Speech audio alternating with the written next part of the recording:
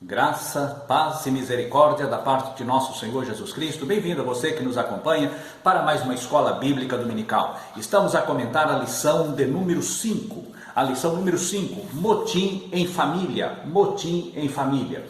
E juntos vamos nesta caminhada desse trimestre, onde estaremos tratando assuntos pertinentes à família, não o princípio doutrinário da família cristã ou da família, mas estamos tratando assuntos, eventos que acontecem que envolvem a família, assuntos cotidianos que acontecem no dia a dia. E hoje nós estamos comentar a lição 5, que vai trazer um problema em família, acontecido na família sacerdotal. A família sacerdotal, os filhos de Arão e Joquebede, Miriam, Arão e Moisés. Esses três personagens que conduziram os filhos de Israel do Egito para a terra prometida, como nós vamos ver lá em Miqueias, que faz menção que o Senhor havia colocado esses três irmãos para conduzir os filhos de Israel da terra do Egito para a terra prometida, para Canaã. E ali nós vemos a importância de Miriam neste processo. Vemos a importância de Arão nesse processo, vemos a liderança de Moisés, a escolha de Deus recaiu sobre o caçula da família, sobre Moisés, para fazer esse trabalho. Assim nós vemos aqui o texto básico da nossa lição, ele vai tratar do capítulo 11 e também no capítulo 12 de Números. E nós vamos ver aqui logo de início três rebeliões, três momentos de murmuração. Mas antes que falamos acerca do motim, o motim, apesar de ser usado largamente quando há rebeliões em presídios, crime típico de militar. Está tipificado no Código Penal Militar, no artigo 149, e tem os incisos 1, 2, 3 e 4, que vai dar qualificação, a explicação o que é o motim. E o motim é um crime que somente militar pode cometer aqui no Brasil, né? Não é somente o militar, que é um crime próprio dos militares. E o motim não precisa a pessoa estar armada, apenas elas fazerem um levante, quebrar a cadeia de comando, porque o que manda, o que prevalece nas forças armadas, né, como um todo, a marinha, exército e a aeronáutica, é a hierarquia. E quando há essa quebra de comando, essa quebra de hierarquia, as pessoas ficam ali amotinadas, tanto na marinha, no navio ou nos quartéis, é chamado de motim. E apenas a grau de conhecimento, esse motim a pena vai de 4 a 8 anos. Agora, se envolve armas, se envolve pessoas armadas, aí a pena já vai de 8 para 20 anos de prisão. É muito forte, é um crime que é trazido, né, com dureza no Código Penal Militar. E essa palavra motim, ela originou-se de uma revolta de marinheiros também, né, na França, e veio da palavra moutot, do francês. Palavra moutot, que originou-se a palavra motim para o português.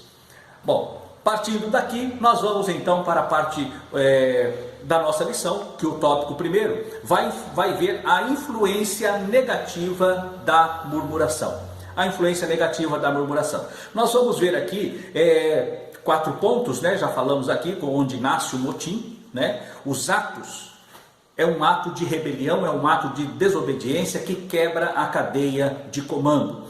E aqui em Números, nós vamos ver, pelo menos aqui no capítulo 11 e no capítulo 12, nós vamos ver aqui 3 momentos de queixa, 3 momentos de murmuração, 3 momentos de rebelião, que vai culminar com a mais forte, a mais pesada, envolvendo a família. A primeira queixa foi quando o povo sai ali do Sinai e se depara com o deserto.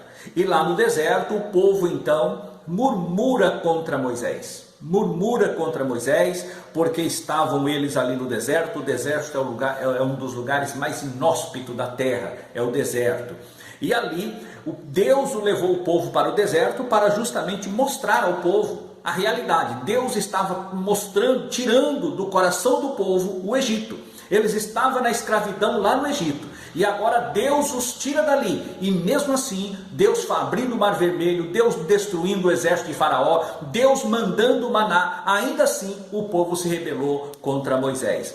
Aqui nós vemos a primeira rebelião que é tratada nos capítulo 11, né? Versículos 1, 2 e 3, que o povo se queixou, porque, e o que me chama a atenção no versículo 1, na parte B, porque o Senhor ouviu, e a sua ira se acendeu, e fogo do Senhor ardeu entre eles e consumiu o que estavam na última parte do arraial, aqueles que estavam no eixo da murmuração. Então saiu fogo do Senhor e os consumiu. Essa foi a primeira, porque Deus viu, Deus ouviu e Deus agiu. Deus viu, ouviu e agiu. Aí nós vamos, na sequência, do versículo 4 ao 7, nós vamos ver a segunda murmuração, o segundo problema identificado aqui nesse tópico primeiro, que a segunda queixa dos filhos de Israel. Aí foi o vulgo. O vulgo é aquela mistura de gente que não eram judeus, não era da linhagem hebreia e saíram no meio do povo de Deus. Essa mistura acontece até os nossos dias. Pessoas que infiltram no meio do povo de Deus para parecer povo de Deus. É aquilo que o Senhor Jesus chama de joio, está no nosso meio. Depois que entraram na terra prometida, aparece um outro grupo, que é o chamado gibeonitas, onde as pessoas fazem aliança com os gibeonitas, sendo enganado e não consultam a Deus, não verificam a Deus e sofrem as consequências da aliança com quem não deveria fazer aliança. Este é um perigo que hoje a igreja do Senhor Jesus, nesta última hora, está passando. Essas alianças espúrias, esses relacionamentos, essa aceitação do errado no meio do certo, fechando os olhos para aquilo que é certo e fazendo o que é politicamente correto. A igreja do Senhor Jesus Cristo não vive o politicamente correto. A palavra de Deus não é politicamente correto. É a palavra de Deus, é a ordem de Deus, é o mandamento de Deus, é o querer de Deus, é a vontade de Deus. É isso que Deus preparou para o seu povo. E para o seu povo, Deus tem compromisso. O povo de Deus ouve, o povo de Deus recebe, o povo de Deus obedece, o povo de Deus cumpre as ordenanças de Deus. O que não acontece com o vulgo, o que não acontece com os gibeonitas, o que não acontece com aqueles que não têm compromisso com as coisas de Deus. Infelizmente, nós estamos vivendo uma realidade hoje acontecendo no meio do povo. Há muitos que se dizem eu sou, há muitos que dizem eu faço, há muitos que dizem eu tenho título. Título não resolve problema. O que identifica a pessoa como servo de Deus é obedecer a palavra de Deus, é obedecer a palavra, é cumprir a palavra, é viver a palavra. Isto faz sim a diferença. O que não faz, não faz, não adianta. Assim nós vamos. Dentro desse ponto, o vulgo sentiu o desejo de comer carne. Aí ele começa então a falar, aqui nos versículos 4, nós vamos ver aqui, está aqui na nossa lição, o vulgo que estava no meio deles veio a ter grande desejo pelo que? Os filhos de Israel tornaram a chorar e disseram, quem nos dera carne a comer? Há pessoas que só vivem na carnalidade, mundanismo e carnalidade.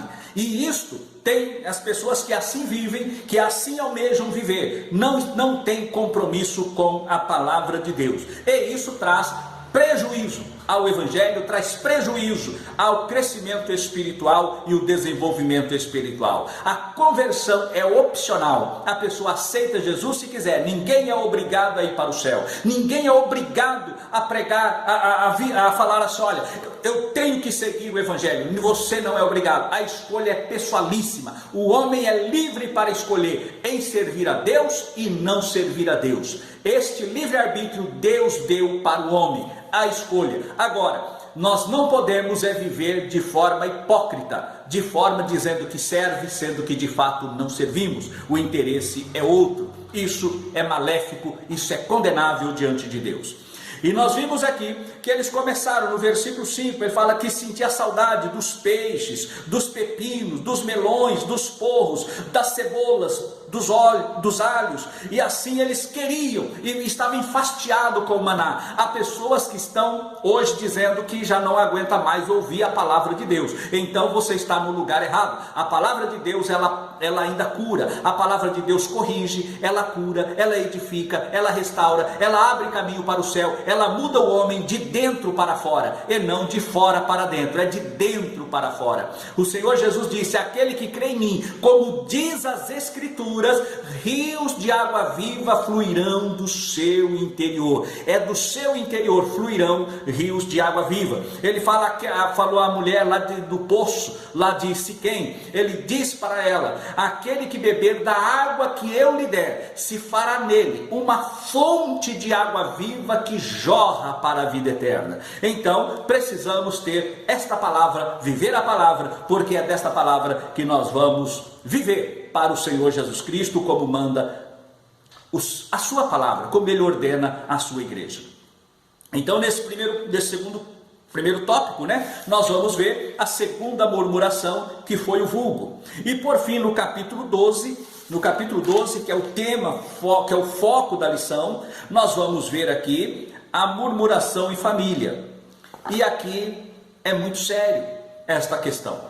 Porque no capítulo 12 e no versículo 1 vai dizer assim: e falaram Miriam e Arão contra Moisés, por causa da mulher cuxita que tomara, porquanto tinha tomado a mulher cuxita. Ponto. Aqui há duas explicações. Primeiramente, é um grupo, um rabino judeu, ele dá uma explicação, dizendo que essa mulher cuxita, ela se tratava ali as mulheres que viviam naquela região de Midian, que era filho de Quetura, era um dos filhos de Quetura, que habitava naquela região e era também chamado de Cuxi. E assim veio essa expressão cuxita, é uma referência a Zípora. Tanto é que Zípora não aceita a circuncisão do seu filho, e chama Moisés de homem sanguinário. Então há uma explicação que era uma referência direta a Zípora, mulher de Moisés. Mas a maioria, pelo que o texto dá a entender, é um fato acontecido a posteriori da retirada dos filhos de Israel do Egito, que Moisés toma para si uma mulher cuxita, que essa, modéstia à parte, é a minha posição, eu fico nesta linha, que foi uma mulher etíope, que em outras versões fala que é uma mulher etíope,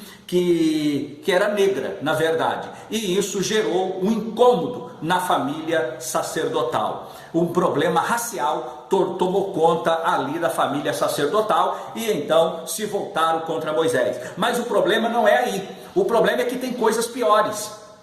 Na verdade, quando eles falam assim, no capítulo 1, no versículo 1, e falaram Miriam e Arão contra Moisés por causa da mulher cuxita que tomara, porquanto tinha tomado a mulher cuxita. Falaram contra Moisés. Versículo 2, e disseram: porventura falou o Senhor somente por Moisés? Não falou também o Senhor por nós? E o Senhor ouviu. Nesse ponto nós vamos ver que o problema não era a mulher de Moisés. O problema não era a Zípora ou quem sabe outra mulher que Moisés havia tomado. O problema nunca foi, nunca esteve nas mulheres. O problema é a liderança, é comando, é querer a proeminência, é querer aparecer, é querer estar na frente. E aí nós vamos encontrar o problema maligno da inveja. É o problema da inveja. Eles então invejaram a Moisés. Eles queriam estar na mesma posição de Moisés. Eles queriam agora que o comando estivesse na mão deles. Miriam era a mais velha. Miriam foi muito importante? Foi ela quem ficou observando o cestinho lá junto ao Nilo. Foi ela que se aproximou da filha de Faraó. Foi ela que sugeriu buscar uma ama para a criança. Foi ela quem chamou a própria mãe para cuidar do seu irmão. Então ela teve a sua importância. Foi ela que, quando atravessou o Mar Vermelho, que levou as mulheres a louvar e adorar ao Senhor. Miriam era reconhecidamente como profetisa. Ela era reconhecida como profetisa e teve o seu valor. Arão foi escolhido por Deus para ser colocado como sumo sacerdote, como figura de Cristo. Foi Deus quem os escolheu. Foi Deus quem os chamou para isso. Porém, o que nós não podemos esquecer é que quando Moisés estava no monte, Arão ficou lá com o povo, Miriam ficou lá com o povo, e mesmo assim apareceu o bezerro de ouro. E mesmo assim apareceu o bezerro de ouro, e ainda assim Deus manteve Arão como sacerdote. Nós não podemos, às vezes a pessoa olha e vê, mas por que será que eles se levantaram? Então a mulher foi apenas um pretexto para evidenciar o que estava dentro do coração deles. Aqui nós vemos que o que motivou foi a inveja, e desta inveja eles falaram contra Moisés, e é possível que Moisés nem sabia o que estava acontecendo lá, porque a Bíblia vai dizer no versículo 2, que eles comentaram, mas é somente por Moisés? Também o Senhor não falou por nós? Apenas eles fizeram isso, e o Senhor ouviu. Deus ouve, e Moisés não reivindicou para si a cobrança, não, mas Deus se manifestou. Deus se manifestou. No versículo 4 do capítulo 12 vai dizer: e o Senhor disse a Moisés, Arão e Miriam, o Senhor falou: venha aqui, vamos ter uma reunião agora. Deus convoca os 3 da família para uma reunião direta. O Senhor a nuvem se coloca na porta da tenda. Aí o Senhor desce naquela coluna e fica na porta. Aí ele chama para fora: vem aqui agora Arão, vem aqui agora Miriam. E os 2 saem para fora. Aí o Senhor diz: ouvi agora as minhas palavras. Se entre vós houver profeta, eu, o Senhor, em visão, a ele farei conhecer, e em sonhos falarei com ele. Não é assim com meu servo Moisés, que é fiel em toda a minha casa. Boca a boca eu falo com ele, e de vista, e não por figuras, pois ele vê a semelhança do Senhor. Por que, pois, não tivestes temor de falar contra meu servo Moisés? Então o Senhor está falando ali, ele está falando 2 coisas, que é por demais interessante. Quando o Senhor fala face a face, Moisés se apresentava diante de Deus face a face, está falando de intimidade. Moisés tinha intimidade com Deus. E quando fala de boca a boca, é porque Moisés era na verdade a boca de Deus falando. Era a boca de Deus falando. Porque quando Moisés foi chamado para tirar Israel do Egito, ele diz lá no capítulo 3 de Êxodo, ele vai dizer: não, Senhor, manda outro, eu sou pesado de língua. Aí o Senhor fala o seguinte: então Arão vem ao teu encontro, ele falará ao povo, ele falará a Faraó por ti, e ele te será por profeta, e tu lhe serás por Deus, porque eu falarei, Moisés, contigo, e você vai transmitir a Arão. Então mostra aqui como Deus já havia escolhido Moisés, e aqui ele está falando autenticidade. Hoje, quando nós vamos, se você vai reconhecer uma assinatura que não é digital, que necessita ir até um cartório, então você chega no cartório, há 2 tipos de reconhecimento: por semelhança e por autenticidade. Por semelhança, a pessoa não precisa estar presente, aquele que vai ter a firma reconhecida, mas se é por autenticidade, a pessoa tem que estar presente ali. E agora Deus está mostrando aqui que com Moisés era autenticidade, era Deus falando com Moisés, tá? Boca a boca, face a face. E aqui nós vemos que havia no coração deles inveja, havia no coração deles desejo de proeminência, tanto no coração de Arão quanto no coração de Miriam. Isto é um problema. A mansidão e a humildade estava na vida de Moisés. Moisés não reivindicou para si, ele não reivindicou para si a justificação, o querer justificar-se. Há muitas pessoas que querem sair justificando o que estão falando de você. As pessoas podem falar o que quiserem de mim, podem falar o que quiserem de você, mas você é o que você é e não o que dizem a teu respeito, porque o que você é o que Deus vê na sua vida. É aí que está toda a diferença. E nesse momento nós vamos ver que Deus no versículo 10, e a nuvem, Deus fala aquilo, e a nuvem se retirou. Porque no versículo 9 vai dizer que a ira do Senhor se acendeu. Assim, a ira do Senhor contra eles, contra Arão e contra Miriam, se acendeu.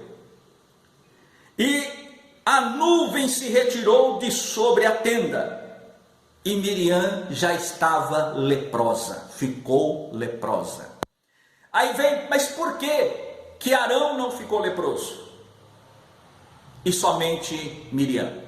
Alguns dizem porque se ele ficasse leproso não poderia ser sumo sacerdote. Deus levantaria um dos seus irmãos. Assim como Nadab e Abiú, Deus matou por apresentar fogo estranho, e nem assim o sacerdócio foi retido. O sacerdócio continuou com Eliezer e Itamar. Então o sacerdócio continuaria.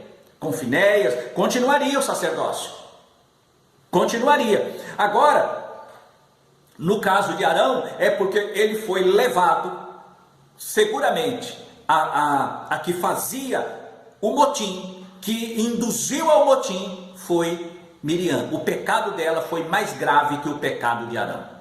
E por isso, Deus não tem o culpado por inocente. Por isso, Deus falou, Deus tirou e Deus se retirou, e ela já ficou leprosa. E quando ela ficou leprosa, o que acontece então com o sacerdote Arão?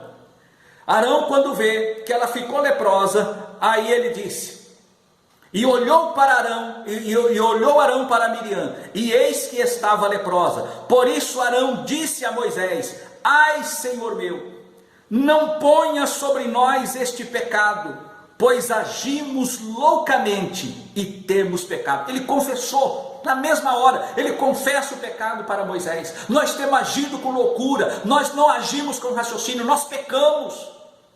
E quando ele diz isso, ora, não seja ela como um morto, que saindo do ventre da sua mãe, metade da sua carne já esteja consumida. E ele diz, então quando Arão ele clama a Moisés, ele prepara ali o seu sacrifício, mas ele clama a Moisés. E Moisés então clamou a Deus. E quando Moisés clamou a Deus, mas antes disso eu quero fazer uma aplicação aqui. Há pessoas que estão leprosas na igreja e não sabem, por se levantarem contra a liderança, por se levantarem contra o pastor, por se levantarem contra aqueles que Deus colocou para comandar. Eu sou profeta, eu sou profeta, eu sou profeta. Calma, menos. É profeta, mas não é líder. É profeta, mas não é ungido de Deus, a quem Deus chamou para comandar. É um perigo muito grande. É um perigo muito grande. E as pessoas não estão se dando conta. Não estão se dando conta. Estão avocando para si uma honra que não é sua. E quando Arão clama, Moisés então intercede. E olha a oração de Moisés: ó Deus, rogo-te que a cures.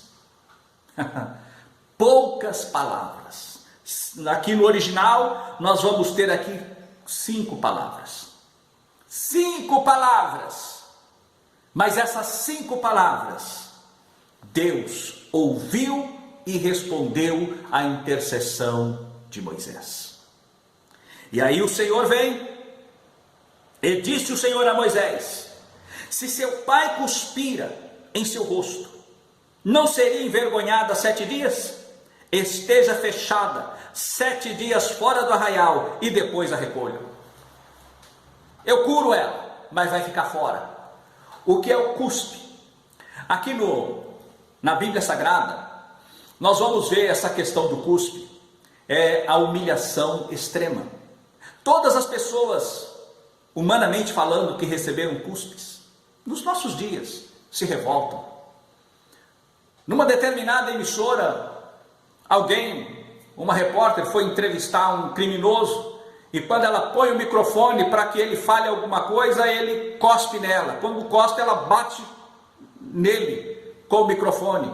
Na outra ocasião, um repórter, ele vai falar, ele toma uma cusparada, ele devolve com um tapa na cara do criminoso. Automático, reação automática, porque ninguém aceita ser humilhado. E o cuspe é a humilhação profunda. E aqui o que nós vemos?